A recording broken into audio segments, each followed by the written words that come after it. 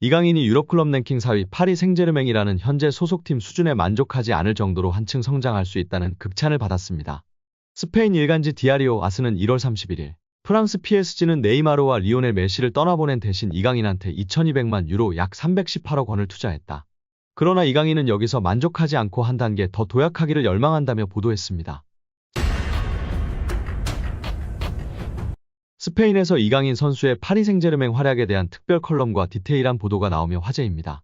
많은 축구 팬분들이 이강인 선수를 향해 향후 프리미어리그 B클럽이나 바르셀로나, 레알 마드리드에서 뛰었으면 좋겠다고들 말씀하시는데요. 완전히 공감합니다. 딱 어울리는 것 같은데요.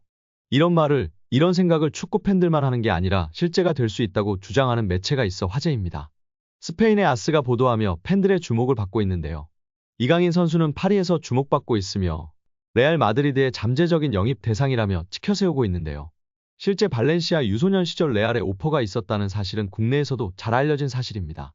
이강인 선수는 다재다능한 선수로 다양한 포지션에서 골과 도움을 기록하며 활약하고 있으며 프랑스 슈퍼컵 MVP에 선정되기도 했다는 소식도 전했습니다. 그래서 레알 마드리드가 이강인 선수의 영입을 고려하고 있다는 의견도 있고 이미 영입 리스트에 있어 계속해서 지켜보고 있을 것이라는 의견도 있었습니다. 이강인 선수는 세계적인 플레이메이커로 인정받고 있는 선수로서 지속적인 성장을 보여주고 있다고 보도하고 있는데요. 자세한 내용 함께 살펴보도록 하겠습니다. 스페인 현지에서 파리 생제르맹의 새로운 왕자로 소개되고 있는 이강인 선수인데요. 이는 루이스 엘리케 감독 등 수많은 스페인 선수와 연관지어 레알 마드리드의 주목도 높여지는 원인 중 하나이며 레알 마드리드의 잠재적인 영입 대상으로 지목될 정도로 스페인 언론에서 주목받고 있다고 전하고 있습니다. 스페인 전국 4대 스포츠 신문인 아스는 이강인 선수에 대한 디테일한 분석을 제공하면서 레알 마드리드로 이적할 가능성에 대한 분석도 제공하고 있습니다. 아스는 이미 발렌시아 유소년 시절 정식으로 레알 마드리드 유소년 아카데미에 오퍼를 받은 적이 있으나 거절했다는 점도 알리며 잠재적인 영입 대상으로 삼고 있을 수 있다고 전했습니다. 스페인 축구에 익숙하고 제2의 손흥민이라 평가받는 예비 월클 이강인 선수이기 때문에 아시아 마케팅 파워도 이미 검증이 되었기에 영입을 안 할 이유가 없다는 것인데요. 현재 레알의 중원은 크로스, 모드리치 이외의 플레이메이커형 선수가 없기 때문에 충분히 가능성이 존재한다고 전하고 있습니다. 또한 엘리케 감독이 스페인 대표팀 감독을 맡았을 때 유로 2020에서 4강, 2022 카타르 월드컵에서 16강 탈락으로 좋은 성적을 낼 수 없었다. 하지만 스페인에서는 모든 트로피를 들어올리면서 명장으로 인정받았고 프랑스에서는 파리 생제르맹 감독으로 첫 시즌 프랑스 슈퍼컵 우승을 차지하여 성장 과정을 이어갔다. 엘리케 감독의 이강인과 은바페를 묶은 아트 작품 같은 듀오는 PSG에서 리더로서 역할을 이루고 있다. 이를 통해 프랑스 슈퍼컵 우승을 차지한 이강인과 은바페는 리더로서의 역할 또한 이루었다. 게다가 엘리케 감독의 승리는 이강인과 은바페의 활약이 결합하여 가능했다며 극찬했습니다. 이어 많은 스페인 선수와 아센시오와 이강인을 비교하기도 했는데요. 특히 파리에서 많은 스페인 선수들이 뛰고 있는데 아센시오는 작동하지 못하고 이강인은 잘하고 있다고 전했습니다. 레알 마드리드에서 아센시오가 활약을 못하자 이적 시장에서 떠난 것과 반대로 이강인이 승부욕을 발휘해 프랑스 슈퍼컵에서 결승골을 넣었다며 호평했습니다. 이강인은 엘리케 감독의 굳건한 신뢰를 받고 있으며 아시안컵으로 인해 부재하는 기간은 파리 생제르맹의 전력에 약화를 줄 것으로 소개되었고 주전 경쟁을 하지 않고 확고한 주전 선수로 인정받았다며 자리를 비우는 것은 오히려 파리의 전력에 우려를 준다고까지 표현했습니다. 이제 파리 생제르맹은 개인보다 팀의 중요성을 강조하는 정책을 펼치고 있으며 이강인의 영입은 그들의 패러다임 변화를 의미한다며 대서특필하였습니다. 특히 아스는 이강인이 멀티플 포지션에서 뛰어난 다재다능함과 왼발 덕분에 항상 차이를 만들어내고 있는 점과 은바페와 뛰어난 팀워크를 보여준다며 극찬했습니다. 파리 생제르맹에서 주전 경쟁을 펼치고 있다가 아닌 믿음직한 신인 주전으로 자리 잡은 이강인, 앞으로의 성장이 더욱 기대된다고 표현했습니다. 특히 은바페와의 환상적인 호흡과 경기 이해도가 뛰어나며 극찬했습니다. 그리고 다시 한번 아스는 이강인의 레알 마드리드행 추후 일어날 수 있는 일이라고 전했는데요.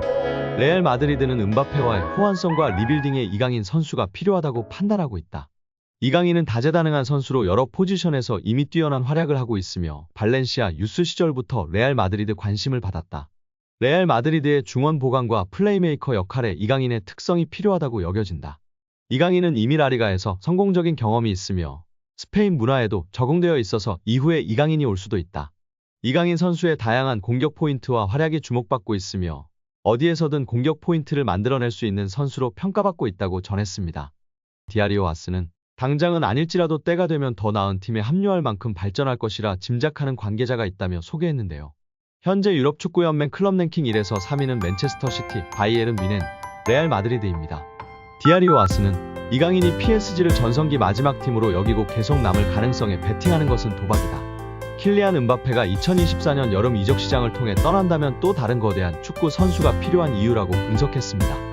이강인은 2011년 발렌시아 유소년팀 입단을 시작으로 2021에서 2023년 마요르카까지 10에서 22살을 유럽 축구연맹 리그랭킹 1에서 2위 스페인에서 보냈습니다. 지난 시즌 마요르카에서는 유럽 5대 리그를 통틀어 네 번째로 많은 드리블 성공을 기록했습니다. 이강인은 지난 시즌 스페인 1부 리그에서 돌파 성공 횟수 2위, 드리블 유효 비율 5위였으며 현재 프랑스 리그에서는 경기당 승점 획득 2위, 90분당 도움 기대값 7위인 상황입니다. 이탈리아 신문 가제타 델로 스포르트는 이강인 특집 기사를 보도했다. 매체는 유 슈퍼 히어로라는 영상을 통해 리얼리티쇼 스타에서 발렌시아 신성까지 라며 그가 걸어온 길을 조명했습니다. 가제타 델로 스포르트는 동양에서는 그동안 최고 수준의 스타가 탄생하길 애타게 기다렸다. 물론 전성기에 도달하고 있는 토트넘 호스퍼 손흥민이 있다. 하지만 이를 능가할 정도로 눈부시고 아름다운 축구 센스를 가진 사람이 있다. 바로 이강인이다. 이적료 8천만 유로의 숙명을 짊어질 선수다. 괴물이라고 기대감을 드러냈습니다. 이어 이강인의 어린 시절을 되돌아봤는데요. 매체는 위대한 태권도 사범의 아들의 전설을 6살 때 시작됐다. 미래 축구 선수를 꿈꾸는 쇼 프로그램에 출연했다. 10살 때 스페인으로 건너갔다고 전했습니다. 이강인의 특징에 관해서도 꿰뚫고 있었습니다. 가제타 델로 스포르트는 10번의 최적화된 선수다.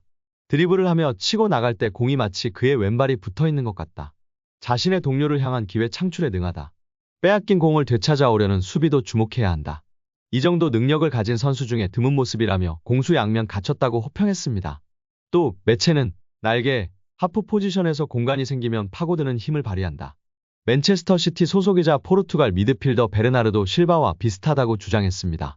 또한 이강인 선수가 초등학교 시절 인천 유나이티드 유소년 클럽 취미반에서 축구하던 시절 스승인 최진태 한국축구클리닉센터 감독은 이강인 선수와 약 3년간 함께하면 느낀 감정을 최 감독은 영광스러운 시간이었다고 추억했습니다. 최 감독은 이강인 선수 첫 인상에 대해 처음에 축구하러 왔다고 했을 때 걱정과 부담이 한가득이었다. 다른 선수들과 이미 몇 수 이상 실력차가 존재했다며 내가 가르칠 만한 선수가 아니었고 강인이 선수 생활을 망칠까봐 걱정도 됐다고 고백했습니다. 이강인 선수 부모님이 최 감독의 흔들리는 마음을 잡았습니다. 최 감독은 이강인 선수의 어머님이 강인이 맡기려고 찾아온 거다. 다른 데 다 비교해도 선생님만큼 유소년 전문가 못 봤다. 전적으로 맡아달라고 했다고 회상했습니다. 이어 강인이 정도 실력의 선수를 지도하며 유소년 지도자 생활을 하는 내 철학도 많이 바뀌었다고 덧붙였습니다. 최 감독은 이강인 선수의 천부적 재능을 인정하면서도 어린 시절 했던 공놀이가 지금의 이강인을 만들었다고 해도 과언이 아니라고 주장했습니다. 이강인의 재능은 당시 함께 지도했던 브라질 출신의 주닝요 코치도 매료되게 만들었습니다. 이강인 선수와 출전했던 대회 경기를 회상하며 최 감독은 이강인은 천부적 DNA가 있다는 것을 부정할 수는 없다. 다만사에서 5살부터 아버지가 운영하는 태권도 체육관에서 맨발로 공을 만지고 놀았다는 사실이 중요하다고 설명했습니다.